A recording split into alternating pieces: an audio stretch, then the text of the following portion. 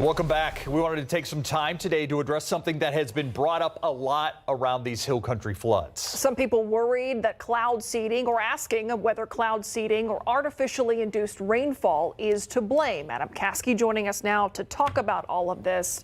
First things first, what is cloud seeding? Okay, and I understand, if people don't understand what it is, it's easy to think, oh, that's a plausible explanation, but it had nothing to do with this. Now, essentially, the way I define cloud seeding, it's an attempt to squeeze just a little more rain or snow out of a cloud than it would naturally drop. So you're just helping it out a little bit, trying to make it a little more efficient is what you're trying to do. Okay.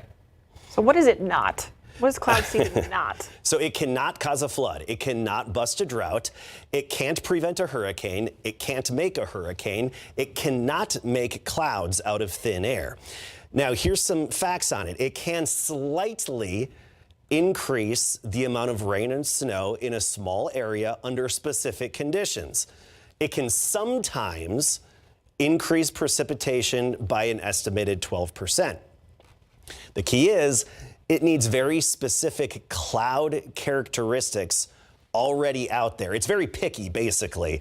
The introduction of the silver iodide is very picky in how it works. For example, it has to be at the cloud level that's between 5 degrees Fahrenheit and 23 degrees Fahrenheit.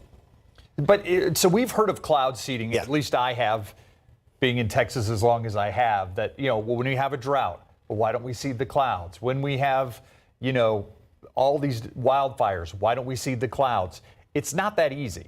It's not like you seed the clouds and they're going to rain. And it's not that effective. You need to have the pre-existing conditions. And again, maybe a 12% increase in one small area over a small duration of time. Even if you were to seed the sky all day, your window of opportunity would only be within the next 60 minutes, and you'd have to have the pre-existing conditions out there. What makes up these seeds?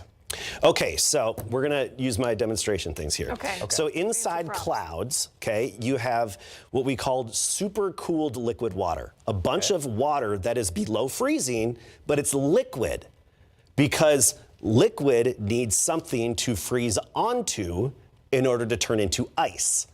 So, Myra, you're the silver iodide. Silver iodide. You are what we call the nuclei, if we can come back out here. Boy, is that true. So it's the introduction of, naturally, in our atmosphere, it's dust, it's aerosols, it's little specks of sea salt that get kicked up from waves, stuff in the air. Yeah. But there isn't enough of it to really maximize the efficiency of clouds. So we introduce silver iodide. Okay. Oh, hey, I have a home now. And then you become a snowflake that can then fall either as snow or melt into rain. So think of it this way. That's the idea behind it. That's the idea behind it. And it's very hard to quantify because of natural variability in the atmosphere. Well, what would have happened if we didn't seed it? We don't know, right? You don't exactly know. Now, it's been an idea since the 1940s. It wasn't until the Snowy project in Idaho by NCAR when it was actually proven to work. And what it did then was proven to create a little bit of snow in a cloud that was having a hard time creating snow. And there was a way to prove it because of the signature on the radar that was the flight, essentially similar to the flight path of the plane dropping the iodide. I want to cut to the chase here. Cloud seeding does not cause a flood. It cannot cause a flood. So, for example, I looked at the numbers with the effectiveness or lack thereof. Honestly, I took a whole class on this in college. I basically was rolling my eyes half the time because I was like, this doesn't work, right? If it was a part of it and it wasn't, it would have been about 1.56 inches of the 13 inches of rain.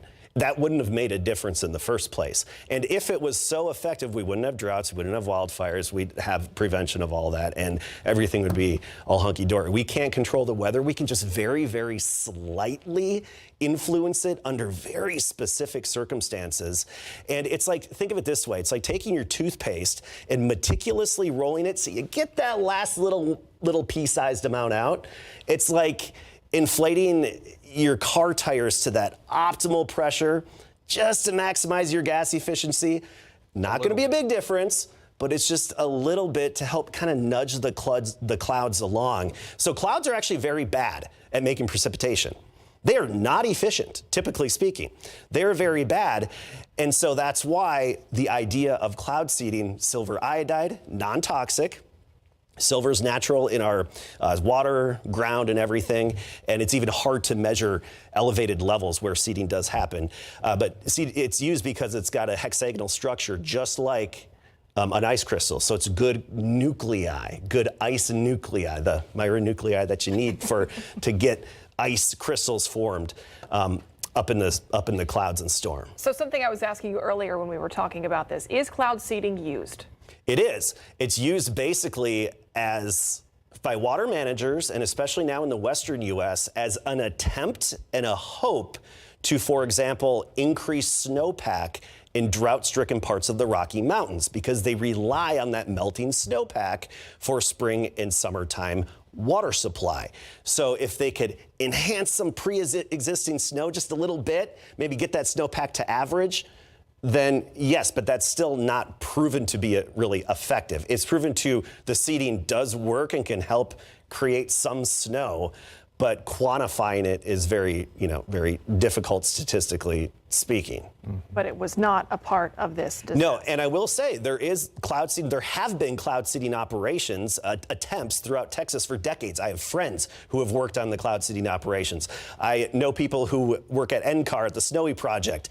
And my professor in college who taught the class on it and did so much research really wanted it to work, couldn't convince me, right? Or really couldn't quantify it. And it wasn't until 2017 when it was actually scientifically and statistically significant where it could prove it somewhat effective. Somewhat, a little bit. A little bit. All right, thank you, Adam. Yep. Thank you, Adam.